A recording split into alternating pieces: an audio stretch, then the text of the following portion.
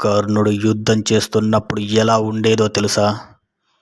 కర్ణుడు మహాభారత యుద్ధంలో అసాధారణమైన యోధుడిగా ప్రసిద్ధి పొందాడు.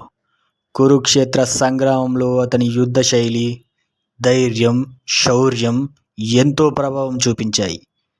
అసాధారణమైన ధైర్యం. కర్ణుడు నిత్యం పరాక్రమం ప్రదర్శిస్తూ తన ప్రత్యర్థులను భయపెట్టేవాడు. పరశురాముని వద్ద విద్యాభ్యాసం చేసిన కర్ణుడు గొప్ప ధనుర్ధారి. అతను క్షత్రియ వంశం నుంచి రాలేదని పలువురు తక్కువ చేసి చూడడం వల్ల అతను మరింత పట్టుదలతో సాధన చేసి గొప్ప యోధుడిగా ఎదిగాడు. కర్ణుడు తన శత్రువులతో సమానంగా పోరాడుతూ చివరి వరకు నిలబడే శక్తిని ప్రదర్శించేవాడు. అతను కోపాన్ని, క్రియాశీలతను ఉపయోగించి శత్రువులను గడగడలాడించేవాడు. అతనికి శల్యుడు రథసారథిగా ఉండటం వల్ల అతని యుద్ధ నైపుణ్యాలు మరింత మెరుగుపడ్డాయి. యుద్ధంలో కర్ణుడి రూపం.